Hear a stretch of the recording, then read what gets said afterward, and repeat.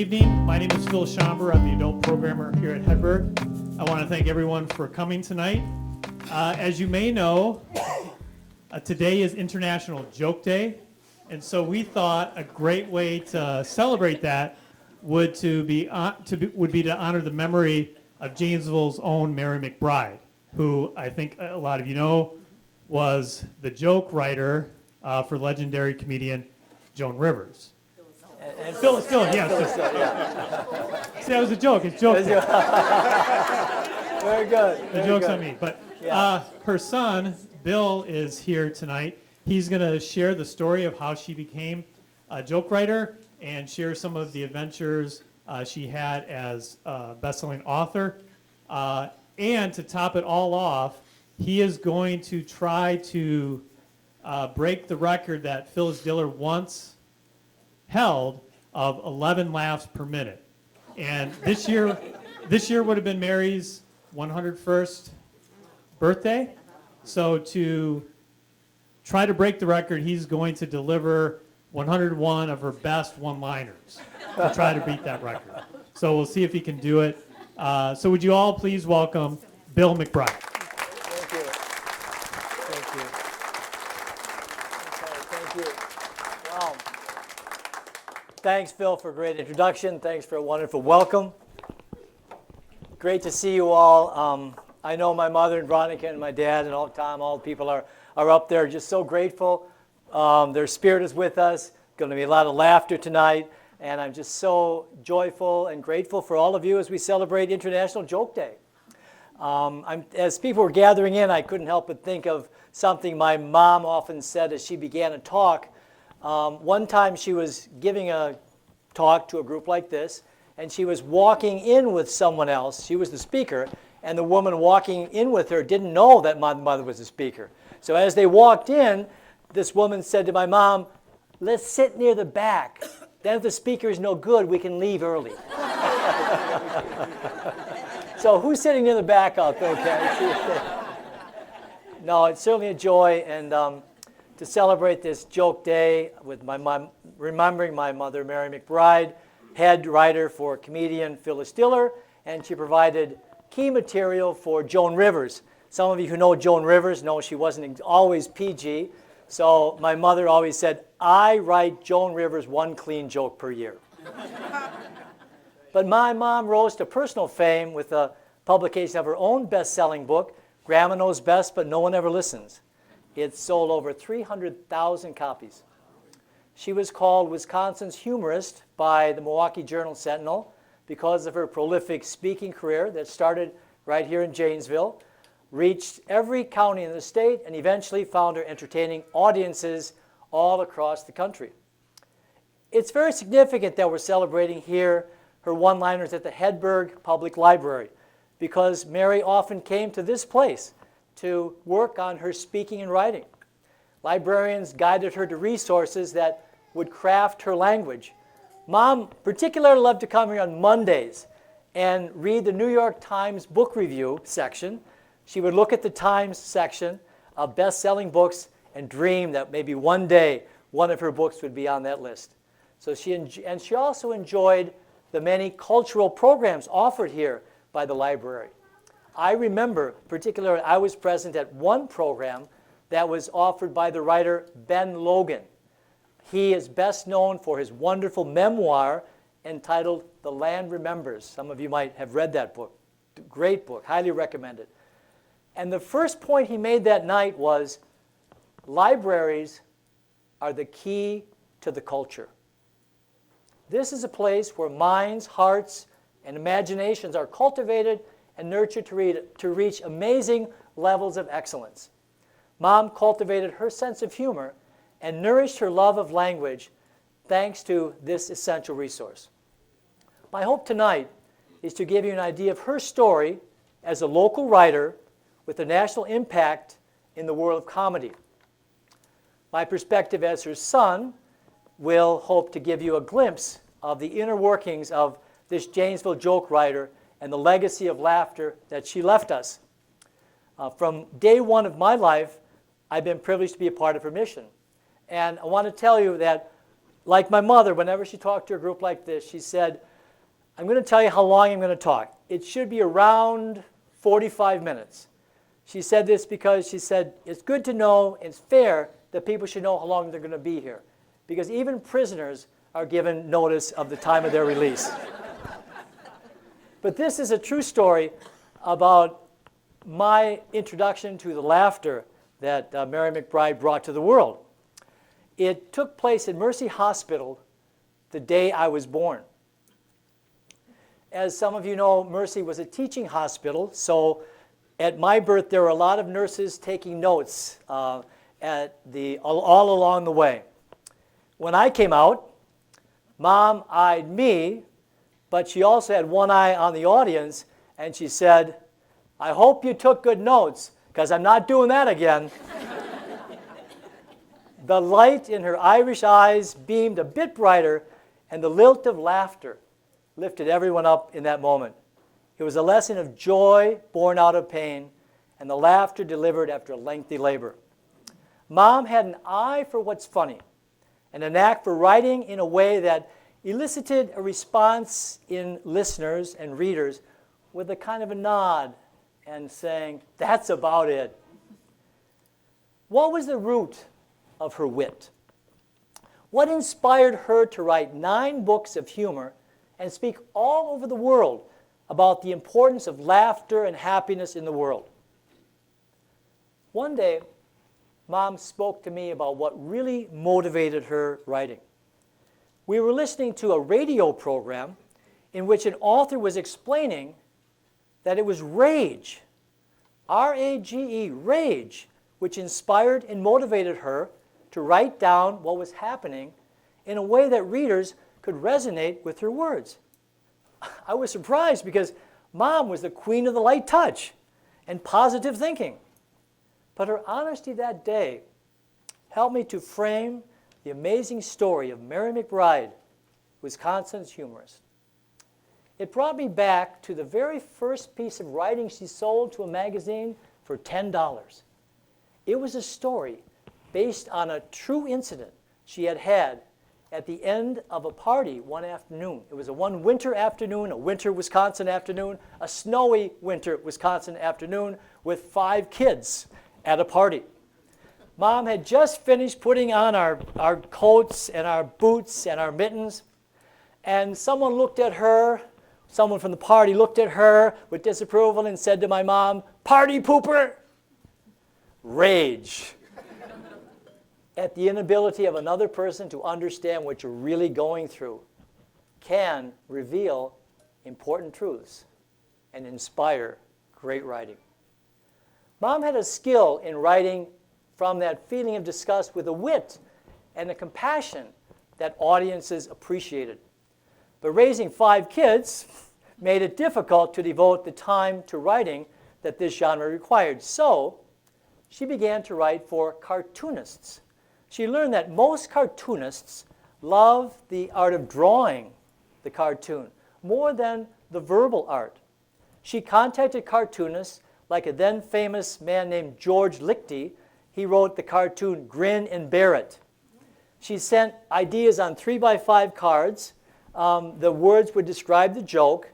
One example of one of the cartoons that he bought was a cartoon of there's a woman driving the car, and she's getting a ticket from a police officer.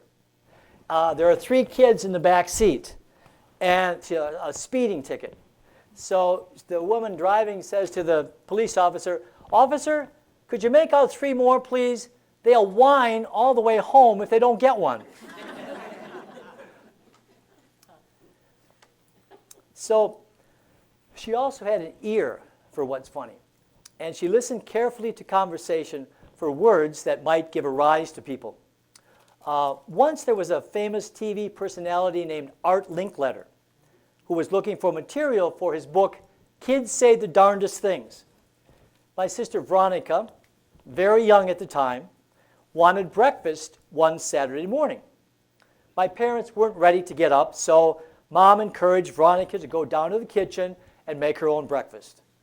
A little while later, Veronica returned to my parents and said, "I can put the bread in the toaster, but I can't flush it." Art Linkletter put that one-liner in his book, and many years later, Art Linkletter appeared at UW-Eau Claire. And Veronica's friend, Mary Bowen, who was here, Mary Bowen was in the audience at the time. And Art Linkletter used that line. And at the time, then Mary turned to the girl next to her and said, "That was my friend's toast." Good job, Mary. Okay.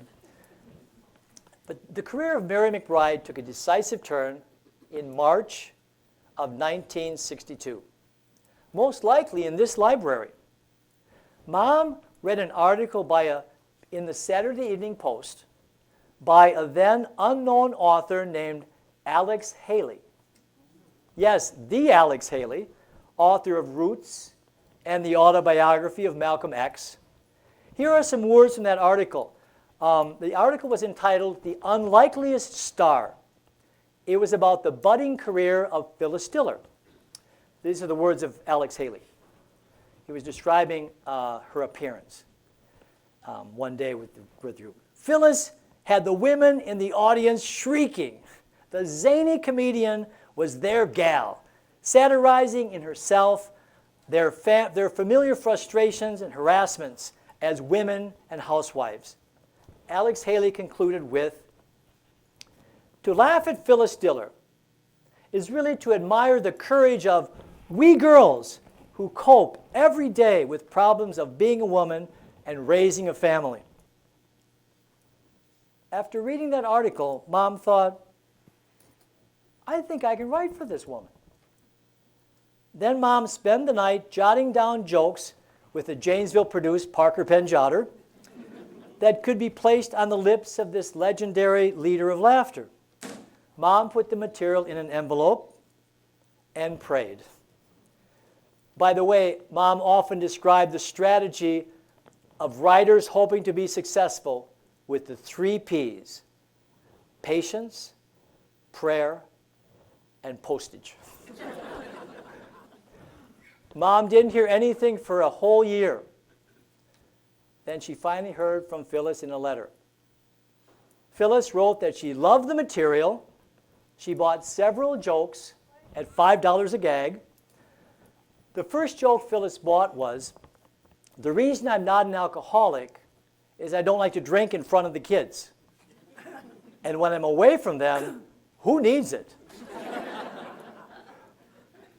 Then Phyllis invited Mom to go to New York and work on a comedy album with her. This was the beginning of the unlikeliest career of a wonderful 40-year professional and personal relationship with one of the most famous comic voices in history. Mom often recalled the wit of Phyllis by mentioning something that happened at the CBS building where that particular recording took place. They were on the top building of the top floor of the CBS building. Phyllis, Mom, and one of the executives was working on the comedy album. The executive was pacing back and forth, and the space was rather confined. And he said, "There's not much room to pace in here." Phyllis said, "That window opens." Both Mom and Phyllis were witty women with an uncanny ability to observe life with an angle on what's funny. To see them together was like watching a live performance of a classic comedy duo. Each had a look in their eye as if to say, "Get ready to laugh at this one." With their tongues firmly in cheek, they deliver words to capture the truth of the moment with the sharpest of edges. From day one, they were kindred spirits. But the words I cherished most from Phyllis toward Mom were spoken in one of their last moments of being together. I was with the two of them in the home of Phyllis Diller after a gala event that honored Phyllis Diller at the Beverly Hills Wilshire Hotel. Phyllis's home, which by the way is a mansion of over 30 rooms, had a special place in our family's lore, our family's memory of time with this comedy legend. When we arrived at her home in the 1960s, Phyllis wanted us, she looked at us kids, the first thing she said was to us kids as we walked in the home, she said, "Kids, you've got the run of the house. I've already checked your police records." The reason we were in California was because Phyllis was trying to persuade Mom and Dad to move to California so Mom could be the top writer of a comedy show they were developing called The Pruitts of Southampton. Some of you might have seen that. You saw that. Let me just say a little bit about it and see if it doesn't ring a bell about a comedy show you might be familiar with in more recent memory. The Pruitts, a supposedly incredibly wealthy family living on Long Island in the Hamptons, have been approached by the Internal Revenue Service about overdue taxes. An audit revealed that the Pruitts were, in fact, broke. Rather than reveal this fact and publicly cause the economic depression, which would presumably result in probably the IRS decided to let them live in the mansion even though they were broke. Has anybody seen the TV show Schitt's Creek? That's the same similar story. And one of the jokes I remember Mom wrote for that was that this beautiful mansion, Phyllis is walking into it, and she's looking at the mansion, and she's looking into a mirror. And she's saying, "What a beautiful mansion, and what cheap mirrors." And we used to love to watch the show, because at the end of the TV show, we always saw my mom's name on there at the end as one of the writers. But she chose to stay in Janesville. Why? Because they felt this was the place that rooted those one-liners.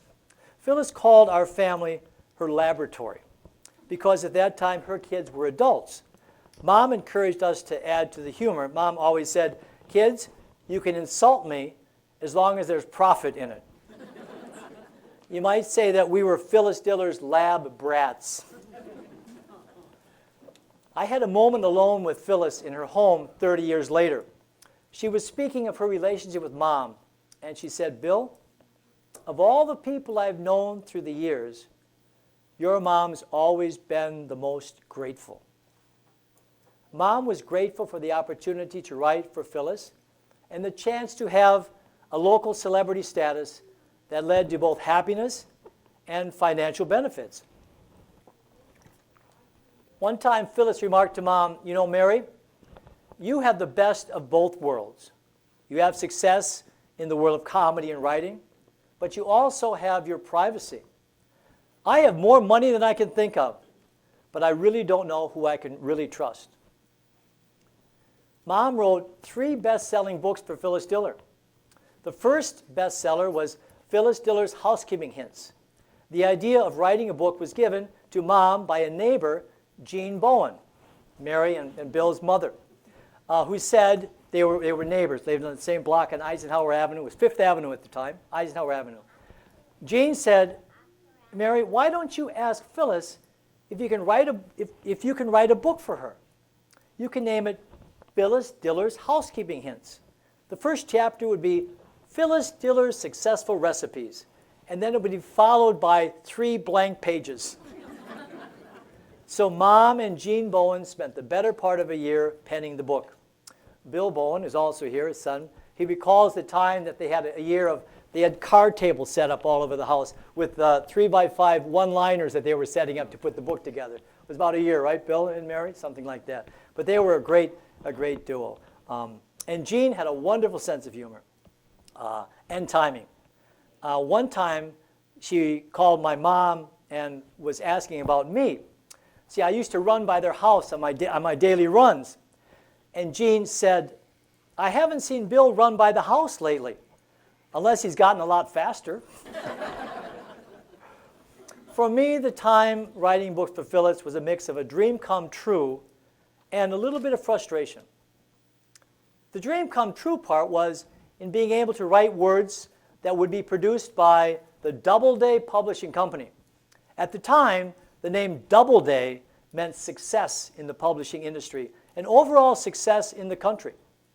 By the way, Mom, with the help of Jean, wrote every word in each one of the books, including the introduction by a famous comic, Bob Hope. But Mom made enough money off the books to get our home remodeled. But the frustrating part was the fact that my mom's name wouldn't be in the book or on the book cover in the form of "With Mary McBride." I even have documentation in the fact that she sent a letter to her good friend Annette Dobbs at a time when executives of Doubleday were discussing whether or not to include the name of Phyllis Diller's ghostwriter and Midwestern housewife on the cover. In this particular letter, it seemed that they were leaning toward putting my mom's name on the cover. You could sense the excitement and anticipation in the words, informing this close friend about a little glamorous gossip and the possibilities of larger notoriety. In the end, the publishing powers at B, that Doubleday, decided to keep Mom's name off the cover for whatever reason. I think it might have been fear of maybe lower sales or the fear that this ghostwriter might want more of the profits. I really don't know. But in the long run, Mom and Phyllis's relationship was a significant part of Mom's legacy of laughter. The last time I spoke with Phyllis Diller concerned this book. It was a time that Mom herself had reached a level of celebrity that would put her a little more shoulder to shoulder with Phyllis. I mentioned that book, Grandma Knows Best, But No One Ever Listens, was a bestseller, over 300,000 copies. So Mom thought that Phyllis might be interested in reissuing Phyllis Diller's Housekeeping Hints. This time, Mom's name would be on the cover, and the hints might be updated. Mom asked if I would call Phyllis. The conversation began something like this. Phyllis began, "How are things going for you, Bill?" I said, "Well, Phyllis, you know I left the priesthood and married a woman from Argentina." Phyllis quickly responded, "It sounds like a mess." To be very honest, I remember feeling a little bit of rage toward Phyllis Diller in her judgment of my life circumstances. I paused for a minute, then the muses calmed me and sent a bit of wit. My comeback to Phyllis's outrageous words about my mess were, "Phyllis, it's the stuff of which great comedy is made." Then Phyllis gave me her classic laugh. Remember her laugh? Ah! Great laugh. That was a reward for my heaven-sent one-liner. By the way, Phyllis didn't follow up on the idea because of the book reissue, because she said it was too complicated and lawyers might get involved. But I followed up on my line by addressing my messy stuff and producing with that woman from Argentina a musical comedy. True story. We call it Oi Father, the musical love story of a Catholic priest and Jewish cantor. We've performed it dozens of times all over New York. So thank you, Phyllis. Okay. Let's return to Mary McBride and the unlikely celebrity from Janesville. Along with the rage which motivated her, Mom had comic genes, particularly from her dad, Frank Duffy. I remember one time a congregant at St. William's mentioning to me, "You know, every time I was with your grandpa, he left me laughing." In her speeches, Mom would illustrate this legacy of laughter with a few anecdotes. For example, Grandpa had a heart attack at home. The paramedics came. One of them said, "Mr. Duffy, you've had a heart attack, and we have to take you to the hospital." Grandpa said, "That puts me in mind of a joke." A 97-year-old man is the pallbearer for a friend. And at the cemetery, he says to the funeral director, "Do you think it's worth the trip back to town?" Then, when they were putting him into the ambulance, Grandpa said, "Is this a round trip or a one-way?" It was a one-way. Grandpa died a few hours later, but he did tell my Aunt Helen at the reception desk, "Give them a fake name. You might not get a bill."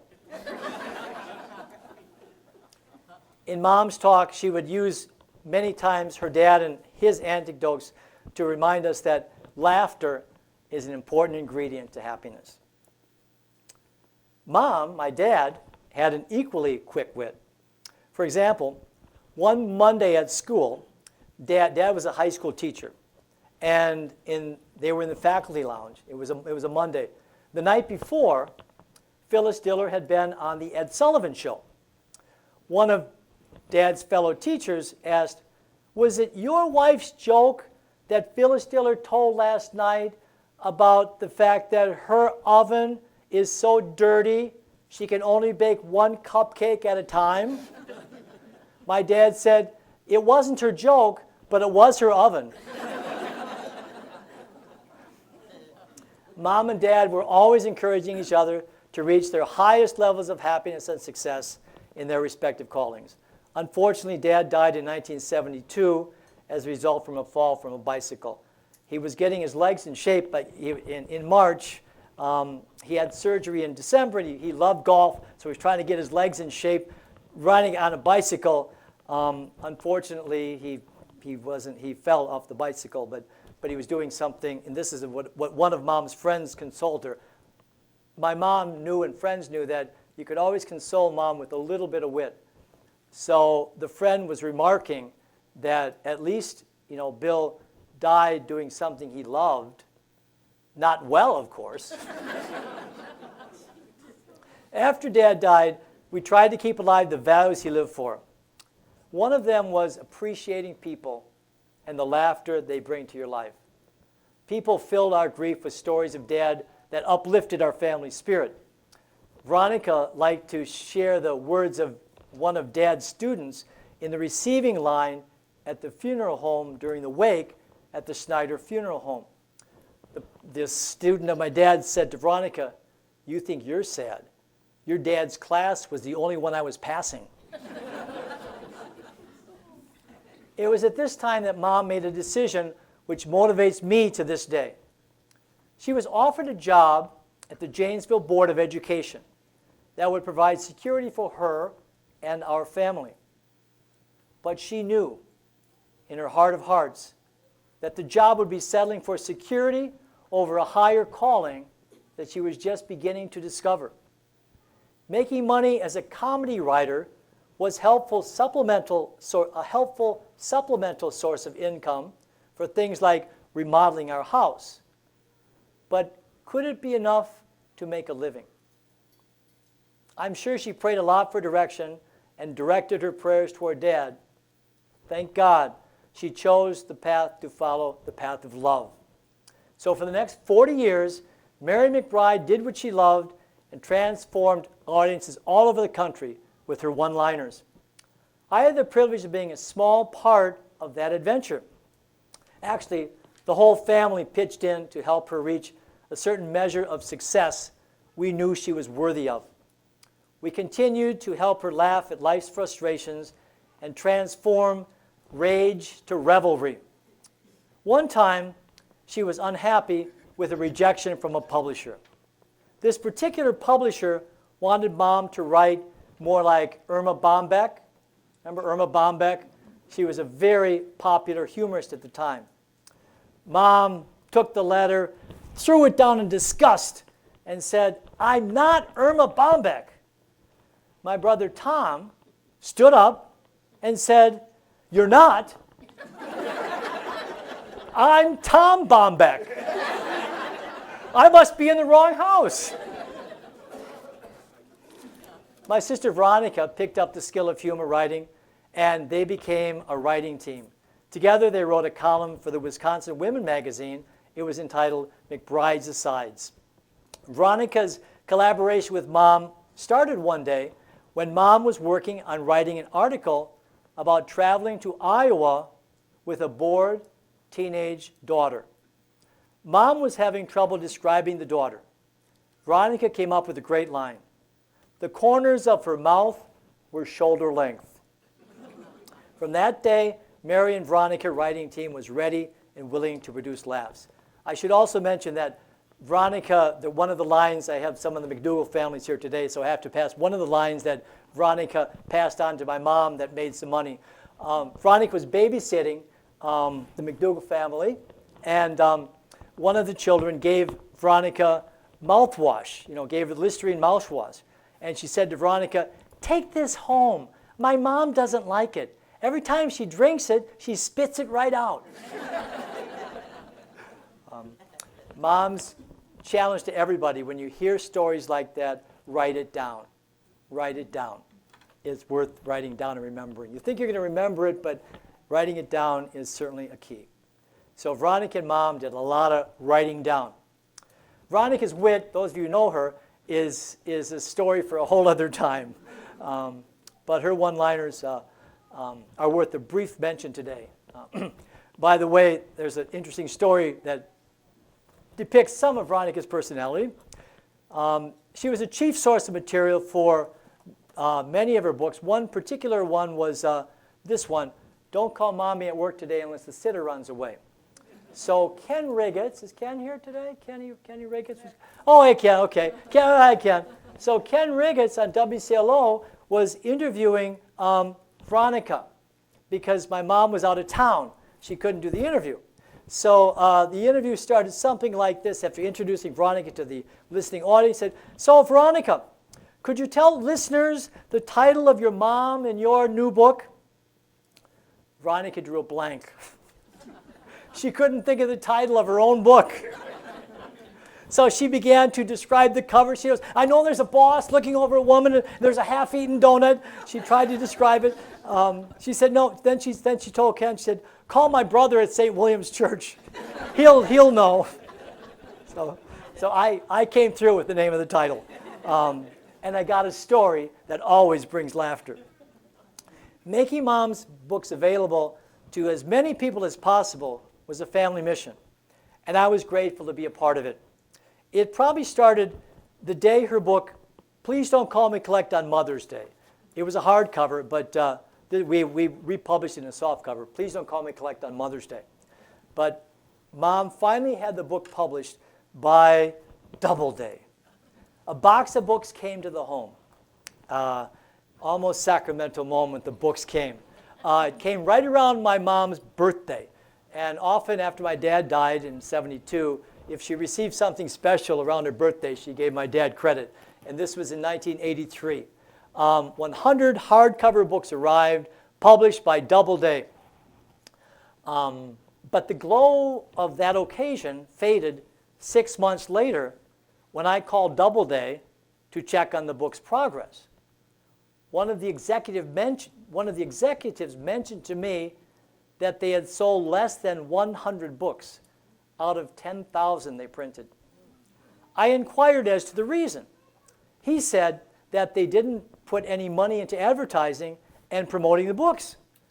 He also noted the book was being remaindered. I asked, what does it mean to be remaindered? He replied, it means that they will soon be destroyed unless the sales pick up. Is there anything we can do, I asked, on this end? He said, the only thing you might do is purchase a few books at the remaindered price of 92 cents a copy. I discussed this dilemma with Mom and my Aunt Helen Duffy, who had a keen interest in the success of her sister.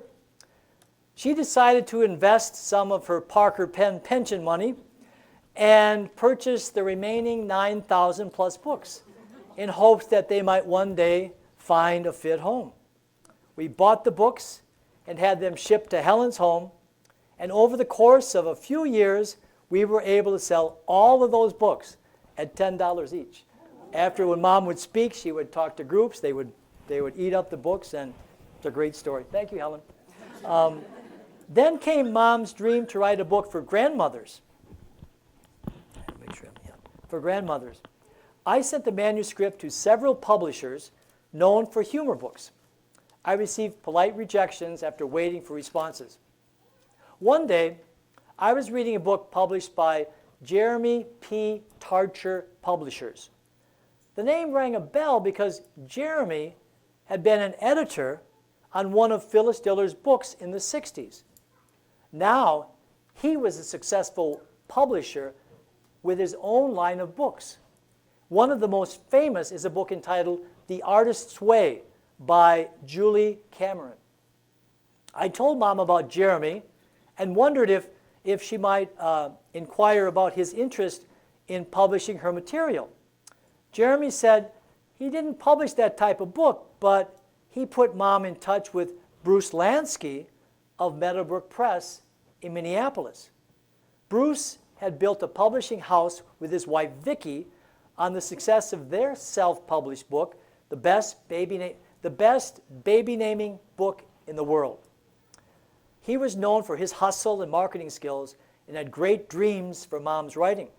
Within 3 months, Grandma Knows Best was on the shelves. Meadowbrook was a regional publisher with national distribution through the well-known, powerful publishing house, Simon & Schuster. The first few months, sales were slow. We were worried again about the fate of Mom's material. She received a few boxes of books at an author's discount, and we were able to sell them at local bookstores and gift shops. On one occasion, I was trying to sell the book at Mosley's bookstore in Madison. The manager mentioned that they only buy this type of book from a local distributor. I asked who he was, and they were informed me that his name was Bill Voltz from Janesville, Wisconsin. So immediately I called Bill, contacted him, and he bought a dozen books to distribute. The next week, I got a call from Bill. He ordered another dozen books. Then week after week, Bill ordered more and more books. It worked wonderfully until one day I asked him, "How are things going with the book?" And he said, "Good news and bad news. Good news for you, bad news for me." He said because the stores in Wisconsin were selling so many books, the New York offices took note and started to promote and distribute to the same stores that Bill had been successful with. He couldn't compete with them in terms of discounts, but thanks to Bill Veltz of Janesville, Mom became a national bestseller author. Around that time, Mom was diagnosed with cancer. She faced her condition with wit and wisdom in a future book entitled, "Take This Book and Call Me in the Morning." This is maybe that fell down. We'll find. But that is a book that she wrote dealing with cancer.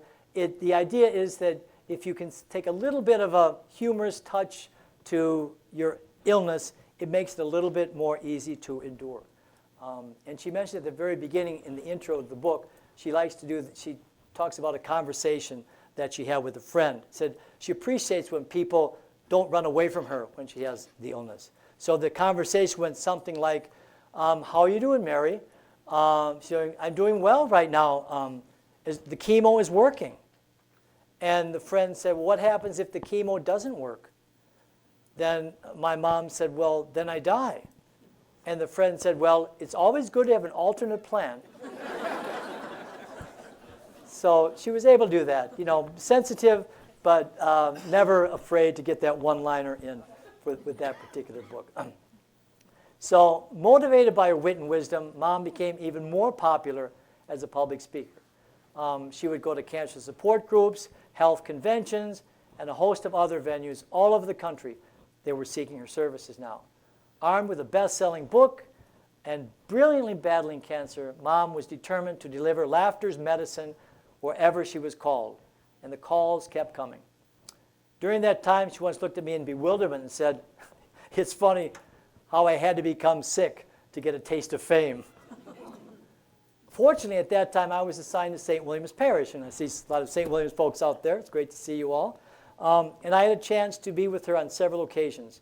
She also lived with my sister, Veronica, who was invaluable in helping Mom live through these times the best way she could.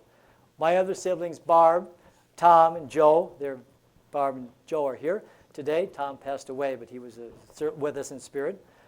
They came through with flying colors, doing whatever they were asked to do. Miraculously, through chemo and surgeries, her diagnosis, once termed 3 months to live, changed for the better, and the future looked brighter for all of us. Mom was living her dream and inspiring all of us to live ours. I practiced what she preached and decided to pursue a mission to work with artists, because I love the integration of arts and spirituality. I got permission from the bishop to develop an exchange program between artists in Taipei, Taiwan, and those in the Diocese of Madison, Wisconsin. But a funny thing happened on my way to the mission in Taiwan. I fell in love in New York with a Jewish cantor. Okay. But my decision to leave the priesthood gave a new spin on one of Mom's one-liners. She would say, the line goes like this: "Times are tough. My son's a Catholic priest, and even he can't find work." But thank God, Mom and Irene hit it off from the beginning. It's kind of funny because Mom was known for some excellent mother-in-law jokes. For example, try not to be too obvious about your feelings about your mother-in-law, like only inviting her to your home when there are hazardous driving warnings out. Yes, the relationship between the Argentinian Jewish cantor and the Irish Catholic mother of a priest was miraculous. Mom was impressed, by the way, with Irene's sense of humor and would remark after a one-liner of Irene's or a heartfelt laugh from her, "How did she know that was funny?" Because English is her third language. That's amazing to me. Okay. In addition, Mom was a big fan of Irene's singing, even though Mom was a notoriously poor singer. My dad once said, "Mary, when you get to heaven and join the heavenly choir, sit next to an angel that plays the harp really loudly." And Mom would, of course, boldly proclaim about Irene's voice. That's a 1 in a million voice. She should be famous. Okay. And Irene and I were really lucky because people accepted our love unconditionally, and we were so grateful. We did, however, have one relative call us before the wedding who proudly declared this interfaith wedding. She said, "Out of principle, I will not attend your wedding." The funny thing was, that relative wasn't invited. The final part of Mom's legacy of laughter I've included in a book that I've written called Happiness in the Long Run, an ABC for Thriving Through Life's Marathon. I have to, at this point, take a little time out and thank my sister Barb and her husband Greg, Barb and Greg, because this book was on Kindle form at one point, but Barb and Greg said, this should be actual paperback. So they funded this book. So thank you very much. And Greg's artwork is on the cover with these words about it, which I think is also worth reflecting for those of you who are working on any kind of marathon challenge. Greg Lorch is an award-winning artist living in South Bend, Indiana. His cover artwork represents the beauty born of creative endurance needed to thrive in the face of life's daily marathon challenges. Beauty born of creative endurance. Thanks, Greg. And this is, you have so many other points, and I hope other people, whatever beauty you're challenging to do, hang in there. It's worth it. I will talk a little bit about this book. It includes a lot of lessons in how to take life in stride and choose the best steps for an illustrious future. It features stories of people I call exemplary pace setters who face difficult moments and have risen to the occasion with Olympian grace. It has stories of Mom in 2 chapters, and I'm going to read a little bit, not the whole chapter, but a little bit to give you a flavor of how she's included in this. 2 chapters. One is in the chapter called Loving Through Loss. It's chapter 12. I call it mile 12 of a marathon. And this particular moment is when I'm describing her ability when she was going through chemo to continue to find ways of inspiring people. I call her skill the laugh over. She was able to laugh over whatever happened to reach a higher level.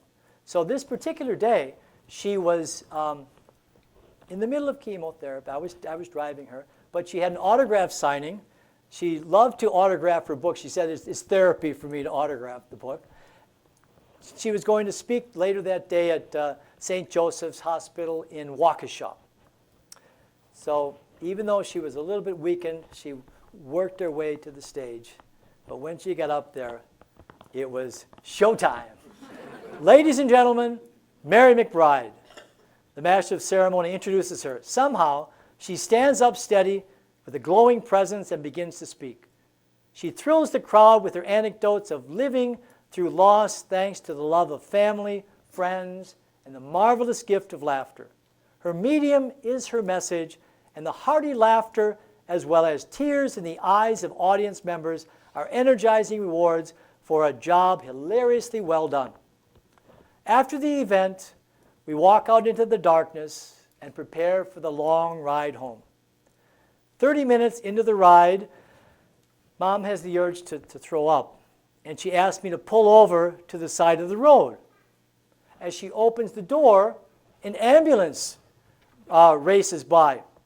Without missing a beat, Mom lifts her head and says, "I'm over here."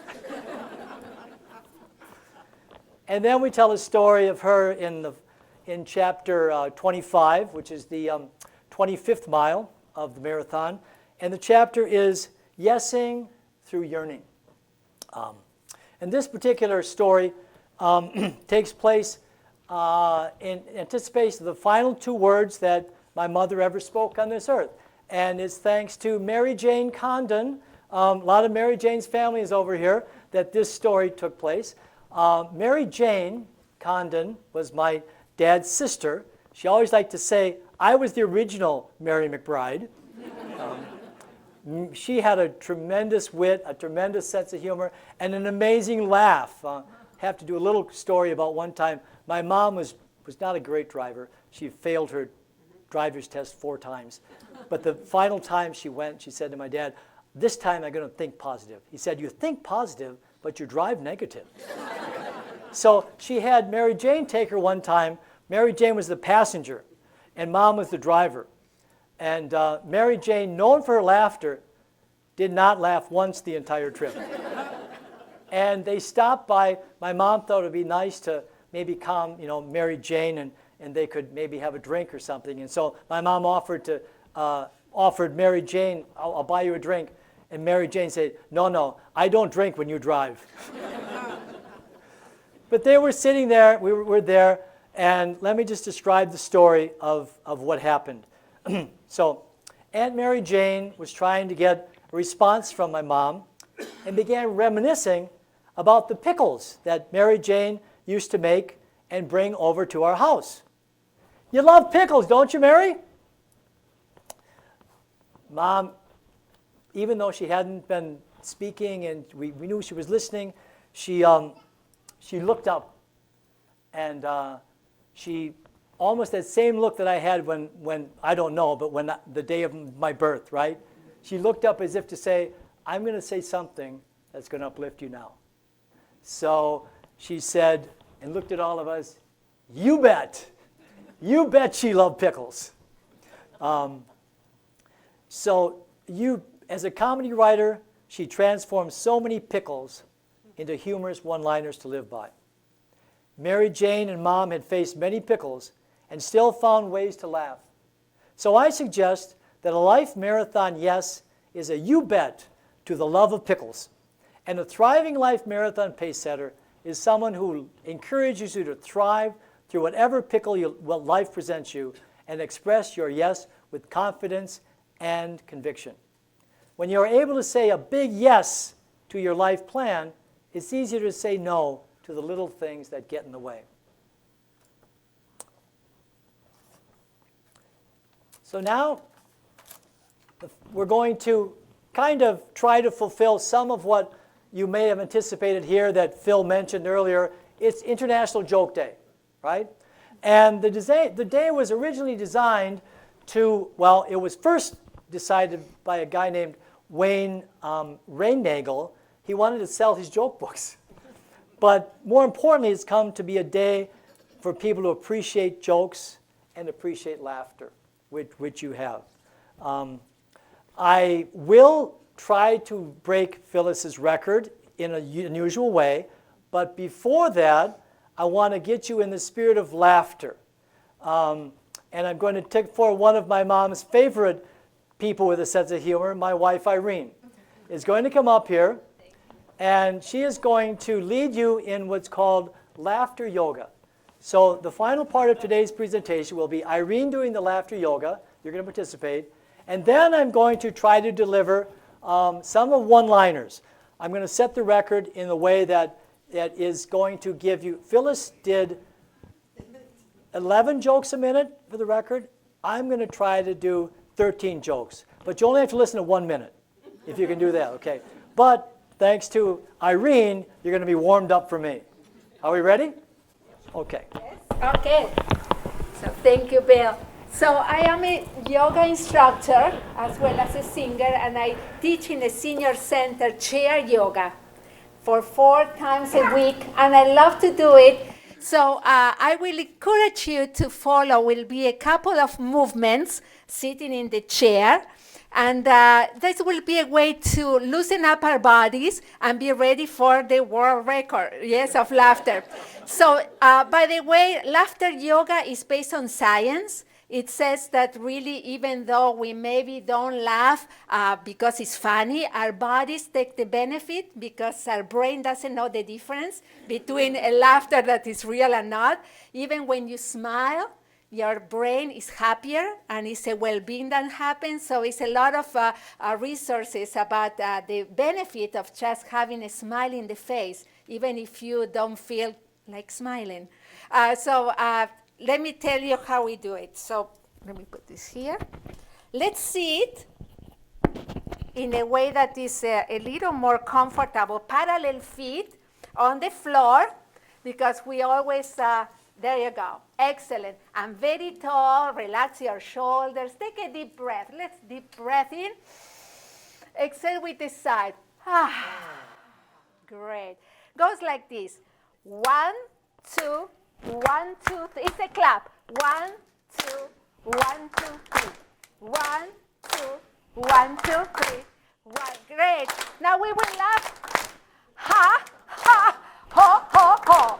Ha, ha, ho, ho, ho. Ha, ha, ho, ho, ho. Nice. Ha, ha, ho, ho. Up. Ha, ha, ho, ho, ho.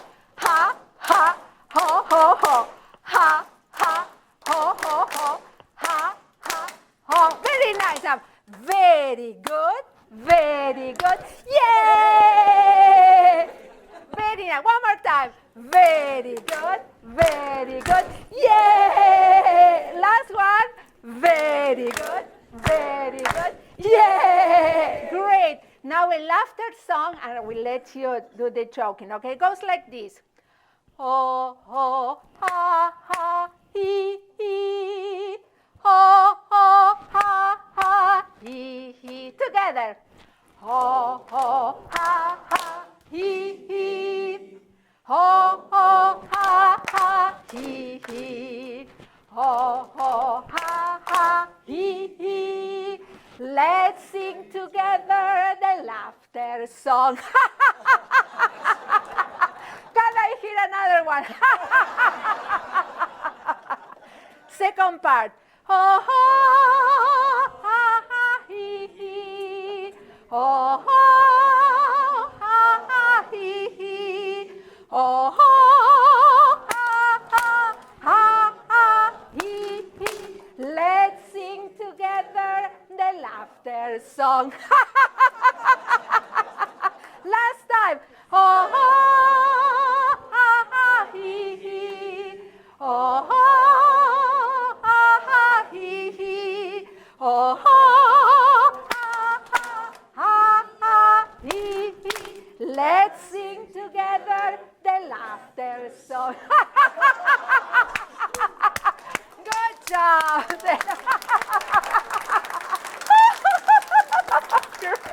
Thank you. That's a great job and very good laughter. Thank you.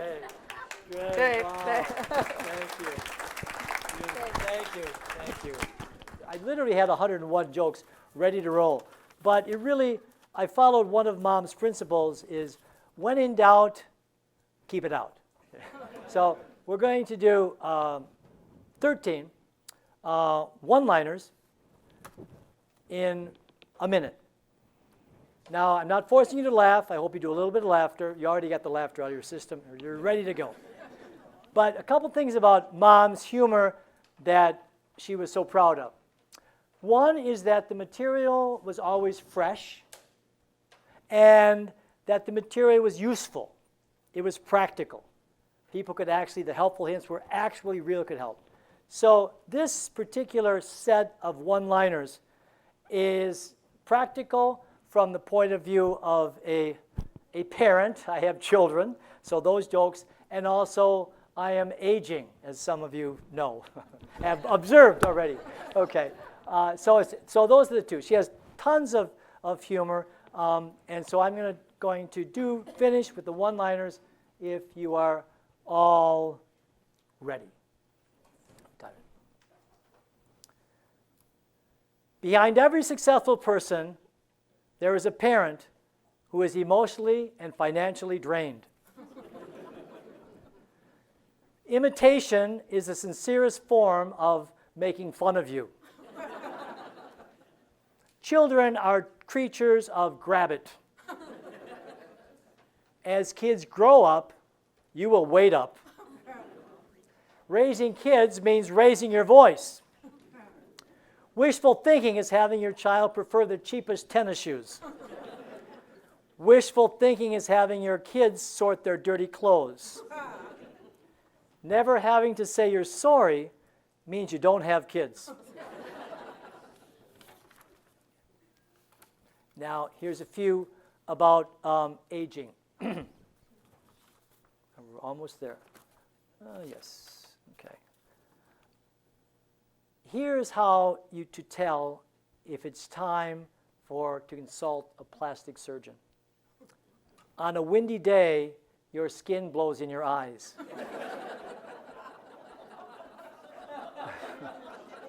A fortune teller offers to read your face. But here's a suggestion. To hide the double chin, take up the violin. She loved her inspired poetry. She always said the words has to be inspired. When you hold hands at 20, you breathlessly say, wow. But holding hands at 60 just produces an ow. I'm going to close with two inspired poems. Now I will take the role of a child. I was Phyllis Diller's lab brat. My mother loved to find humor in us children when we would do good or when we do bad, when we'd listen, when we wouldn't. She was so proud of this book that was in Grandma Knows Best, but No One Ever Listens. So I will read that poem as a humble child. But then I will give my response to finish tonight's presentation. And then after that, I do have some books available over there. If you're interested, I will autograph them. My book is for $15 if you're interested, but if you buy my book for $15, I'll give you a free one of my mom's books along, if you choose. The other books these are $5 each from my mom. My mom always used to say that I don't like to show off that I'm selling books, but if you would go home so sad and depressed without the books, I'm making them available. Okay. So the final poem. My children are all outstanding. In their fields, they have gone far. But if they had listened to their mother, they'd be greater than they are. I responded with, my mother is so outstanding. As a mom, she's a real whiz. But if she just stopped giving so much advice, she'd be greater than she is. Thank you very much. You've been a wonderful audience. Thank you. Thank you. Thank you so much. Thank you. Thank you very much. Thank you. Thank you all. Thank you. Thank you. Thank you, guys. Thanks for coming. Thanks for coming. Okay. Thank you very much. Great audience. Thanks a lot. Thanks. So this is really concludes it. I know it's 7 o'clock, lecture 7. If you want, I could answer one or two questions, Irene and I, if you wanted to. Otherwise, you're free to go. Do you want to take, anybody have any, like, one or two questions you want to ask before we take off? Or any questions about Phyllis, about Mom, about writing? I think we're content? Yes. Oh, question, yes. Was Phyllis's book a bestseller then, or you know? Oh, yes, actually, it's interesting. Thanks for mentioning that. Yes, Phyllis, for just a second. We'll make it 2 minutes, okay. Phyllis Diller wrote Housekeeping Against 1966 was a bestseller. 1967, Phyllis Diller Marriage Manual, bestseller. 68, Phyllis Diller, The Complete Mother, all three were bestsellers. And they were very successful because, Phyllis had such a name. I've done a lot of reading, and several people have done PhDs on feminist theology using that humor, because it was kind of breakthrough humor, kind of making fun of the stereotype of the housewife. And it had a lot of good hints for housewives who are like fed up. For example, if somebody sees a cobweb in the corner, you just say, "Oh, you mean Ronald's science project." Or if they put their names in the dust on the furniture, don't let them put the year. Thanks for asking the question. One other thing I'll talk about that book, Mom, she got the idea of the verses before every chapter. And one of the verses is a magnet. Barb was in South Bend one day, and this is like one of those magnets you put in your refrigerator. It was, cleaning the house while the kids are still growing is like shoveling the walk while outside it's still snowing. That's it. Thanks for the question. Oh. So really when you asked her to ask Doubleday to republish it with your mom's name on it, they could have really done that because they already had a bestseller. They could have done it. Yeah, it was thanks for that. It was they could have done it. My mom was so grateful to Phyllis. She really never asked for anything. That's why she asked me to call her. Phyllis could have done it, but I think it just would have been too much of a hassle. But yeah, they could have. It was all her material. Yeah. It's still a compliment to your mom. It was a compliment to my mom. It really was a compliment to my mom. Yeah. And Phyllis honored that. You can go back to some appearances of Phyllis on like Johnny Carson and many of the late night hosts. And Phyllis, about 90% of the time, gave my mom credit. She said, my top writer is Mary McBride from Janesville, Wisconsin, a housewife who gives me material. So she got a lot of credit nationally thanks to Phyllis Diller. And when Phyllis was on the This Is Your Life show with Ralph Edwards, my mom was invited out there as the voice to come on. She gave the first joke that she ever wrote to Phyllis Diller. So she was grateful, but Phyllis, was a little bit also shy in giving my mom that much uplift. But my mom was always very grateful for what she gave her. And Phyllis was a great human being. And Phyllis and Veronica, they all had a great thing. I should give one Joan Rivers line, too. Joan Rivers was, my mom wrote a column for Joan Rivers. And one time, my sister Veronica was in a car accident. And she was recuperating at home. And Joan Rivers, Veronica was living with my mom, as I said earlier. Joan Rivers sent a card to Veronica, and it said, "Dear Veronica, stop bugging your mother." So they were really friends. They were great. The gift of laughter was amazing. So I'll be over there. You're free to roam and talk to other people. Thanks for that question. Thanks, everybody, for coming. I really am honored that you all came. Thank you. Thank you. Thank you.